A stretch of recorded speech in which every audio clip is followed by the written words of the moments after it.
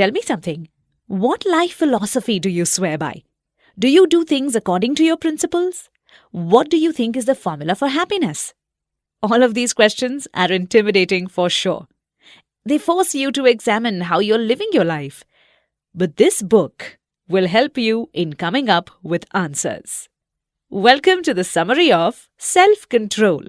It's Kingship and Majesty by William George Jordan. In this book, you will learn that a king-like mindset will get you far. You will also learn about traits that you need to integrate within yourself. These traits will help you in living a satisfied life. Finally, you will learn what it takes to be truly happy. Are you ready to change your life? The Kingship of Self-Control. Man is made due to two creators, God and man himself. God supplies man with the necessary organs and body parts. It is up to man how he will live his life. The second creator is himself. Man is responsible for what he will make of himself. Man constantly thinks about himself in dualities. It is confusing. When he fails, he says that God made everyone imperfect. When he succeeds, man thinks he is self-made. Man should not put limits on himself. It will make everything more complicated. Instead, he should see himself as a creature who has endless opportunities. What he will be is entirely up to him. He should be proud of what he is now, but man should not limit himself on what he might become. Therefore, he should not be afraid to walk alone. There is a long journey in front of him. If he wants his life to be a good life, he must conquer all obstacles to get there. There is one obstacle of self-doubt. He will often underestimate himself. Man will think he does not deserve a good life. He must then change the way he thinks. He can say to himself, "I'm a great human who has marvelous opportunities waiting for him." Self-control is the greatest kind of control. Man exercises it every day. Self-control is deciding whether you want to be a king or a slave. Man is a slave when he lets his weaknesses get the best of him. It is when he willingly surrenders to his circumstances or his environment. Man is a king when he turns his strengths into weaknesses. He is a king when he learns from his mistakes. Man does not suddenly have self-control. It needs to be exercised every single day. Just like strengthening a muscle, you start slow. Naturally, one must have patience to do this. Start with the little things. For instance, stop when you're just about to read the most thrilling part of the story. Take a walk when you're tempted to use your car. When you are talking to an angry workmate, be as calm as possible. Small activities like these strengthen your overall self-control. Being aware of one's weaknesses plays a huge role in all of this. What aspect of yourself do you need the most self-control in? Is it your urge to make everything about yourself? Is it your temper? Maybe it is your lack of purpose in life.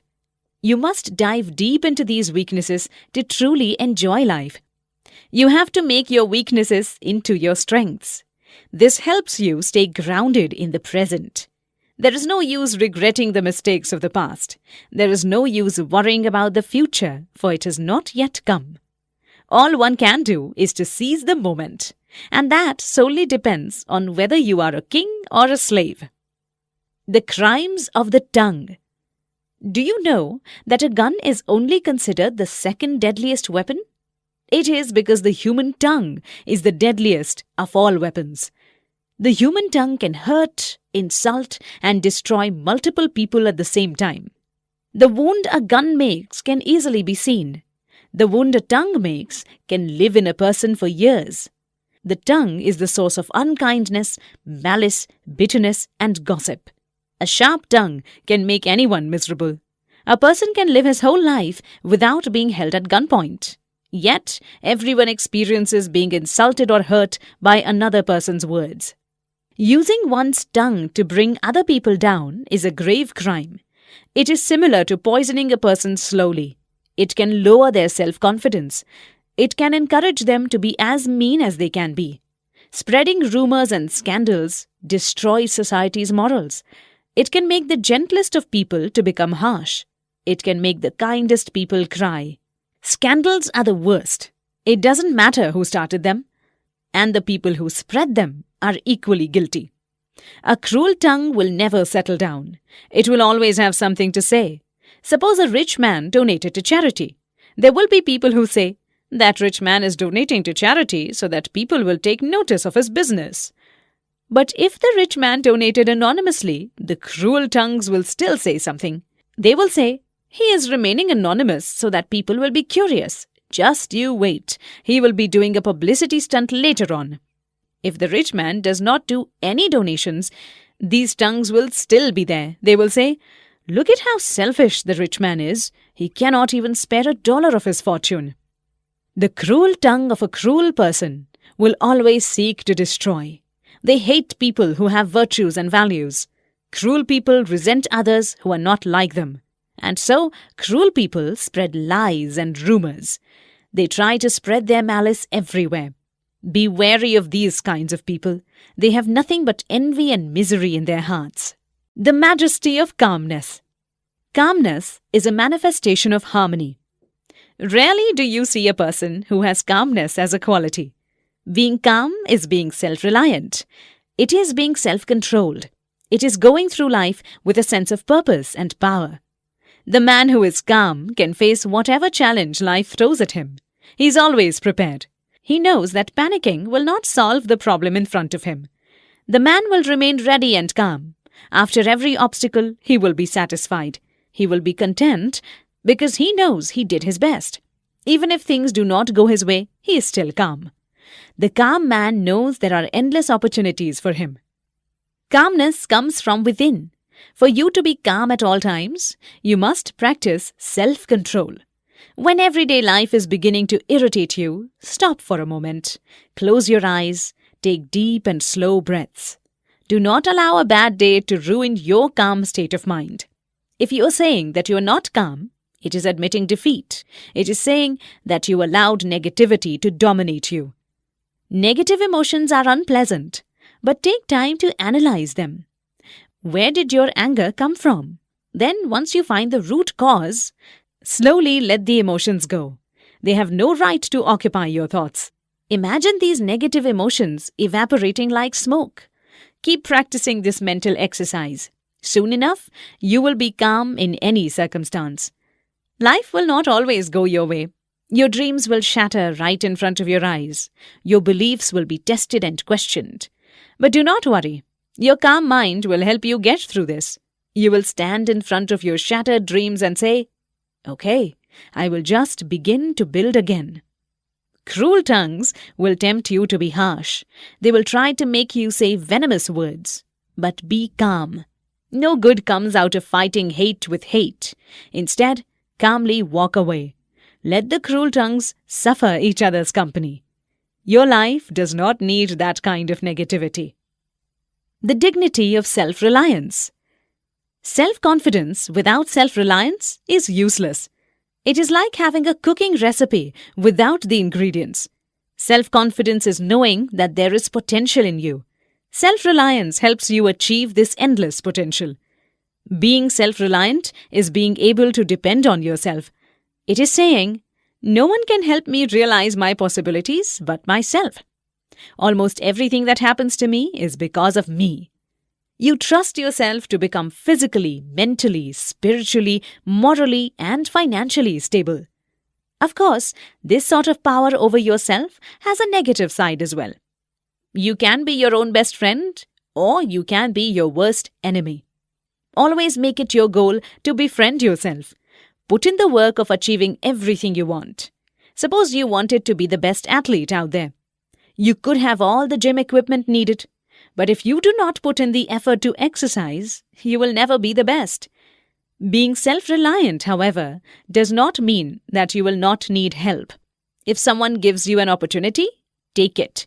Despite your doubts, take every opportunity, no matter how scared you are. Who knows, you might succeed. But if you fail, then learn from the experience and move on. A self-reliant person still tries to achieve his goals despite his weaknesses. He chases after what he wants with determination and compassion. It does not matter if there will be people to support him or not. Standing alone does not make a self-reliant person give up. Learn from the people around you. If you want to learn how to speak well, put yourself in situations where you're forced to speak. If you want to be as powerful as someone else, do not become envious. Instead, observe the person. Why does she seem so powerful? What traits does she possess? A self-reliant person never backs down from a challenge. She knows that she has endless possibilities within herself. All she has to do is decide which possibility she needs to work on. Do not view other people as competition. Instead, compete with the past versions of yourself. Refuse to be stagnant. Track the progress you have made. Are you more self-reliant now than last year? Perhaps you're more patient or more confident. The only competition that is valid is the competition you have with yourself. The only progress you should focus on is yourself. Do not compare your greatness to other people's greatness. We all have different paths to walk on. Think, depend, and act on yourself. The more you are reliant on yourself, the stronger you become. Failure as a success. Courage is not just about standing up to your fears. It is also having the strength to get back up after failing. It is still being hopeful about your future. The failures that you're experiencing now may be a stepping stone towards future success. Nobody wants to fail. But when you look back on human history, there is an abundance of failures. Alchemists back then took note of how many experiments went wrong. But these detours led to many discoveries. In fact, the field of chemistry developed because of an old alchemist's mistake. Many historical figures accidentally stumbled upon their victories. Their failures directed them to success that they initially did not plan for. And this will also happen to you. Your life will always have its highs and lows. Use the lows to push yourself up to your highs.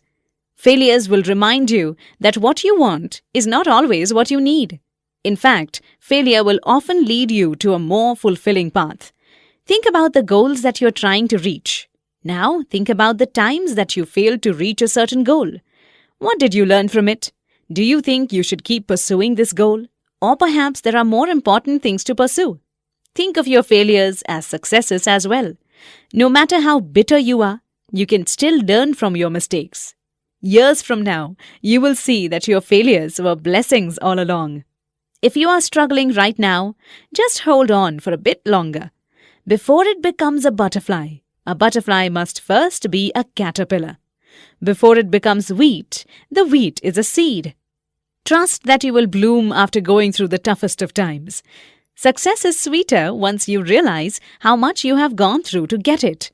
You become stronger and more determined. It is through your blood, sweat, and tears that you got what you wanted. Remember that the best sailors did not become the best because they sailed through calm waters. They faced the harshest of weathers and the roughest of waves. These sailors came out the best because of this. Be a sailor amidst your struggles. Doing our best at all times. Life is complex. You can fill your life with almost anything: possessions, friends, art, hobbies. For centuries, many philosophers questioned life's complexities. They often asked questions that could not be answered easily. For instance, if there is God, why are there people who are starving? Why do innocent people get imprisoned or tortured? Why do selfish and corrupt leaders still remain in power? Why is there so much unnecessary pain, sorrow, and grief in the world? Anyone can get a headache trying to answer these questions. Do not even attempt to try answering them. Instead, be calm and wise enough to contemplate about your own life. Despite not knowing the answers, just do your best at living. There is no room to doubt why there is evil in the world. Just make sure that whatever you do, positivity will come out of it. Be a source of light that can inspire others to do their best as well. If despair is all around you, do not give in. Meet negativity head on and refuse to bow down to it. Even if you fail, be at peace. Know that you did your best and there is nothing to regret about it. If this is your life's philosophy, you will live a satisfied and happy life. This is how you take advantage of the endless opportunities within you. There is no such thing as luck. You make your own luck by using your skills and abilities. You make the most out of the circumstances you are in. Those who choose to be envious of others grow bitter. They do not see how much they can make out of their lives. These are the people who just go through life unsatisfied. It is never too late to change your perspective. When Socrates got old, he started to learn how to play different musical instruments. Many famous authors also made their greatest works when they were old as well. The point of this is that age should never stop you from getting the most out of life. Life does not shut you out from grabbing opportunities that will make you happy. This is your own doing. You prevent yourself from living your best life. You think that there are hurdles between you and what makes you happy. But in reality, this is just your imagination. The truth is that you're afraid to fail. But you will never know unless you grab the opportunity. And what if you end up reaching your goals? You will be happier than ever before. Just do your best and see what happens. The royal road to happiness. Happiness is an emotion you can never get enough of. It reminds you of sunny days and radiant people. Happiness is not about having many things, but just being happy. It is not about possessing money, but enjoying life as it is. You create your own happiness. If you want to be happy, then it is entirely up to you. Being happy is still looking forward to tomorrow despite the sorrow and pain you feel. Happiness comes in different forms: gratification, satisfaction, content, and pleasure. Although these forms might be seen as happiness, it is just a lesser manifestation of the real thing. Gratification is when your desires and your possessions are in harmony. You're able to physically hold them or feel the things you desire. Gratification may contain an element of happiness, but it is not happiness itself. Satisfaction is when your desires and possessions are the same thing. Although this can make you feel happy, the feeling quickly disappears. It is because you grow dissatisfied. Your desires are no longer in sync with your possessions. Thus, you become unhappy. Content is being okay with what you have now. You do not strive to get something else. When you're always content, it makes your life dull. You get so comfortable that wanting something scares you. It is because you hate change. You do not have any kind of progress whatsoever. Pleasure is temporary. Happiness is a continuous experience. Happiness is a standard of living. You become happy when you live an unselfish life. In fact, it is not something you can work hard for. It is an after effect of living a selfless life. So how exactly do you start your journey on the royal road to happiness? That is through consecration, concentration, conquest, and conscience. Consecration is making your life's mission to serve other people. It is realizing that it is not money that will make you happy. It is living a selfless life. It is being kind, loving, and caring to other people. Concentration is only focusing on what truly matters in life. This factor prompts you to live a life of simplicity. Do away with things that drain your physical, mental, or moral energy. Concentration can be seen as a wounded soldier. In the middle of a battle, the soldier does not mind his wound. Right now, he is focused on defeating the enemy. This is what concentration can do for you. It will help you focus only on the important things in life. Conquest is defeating your evil habits. It is a struggle to let go of your guilty pleasures.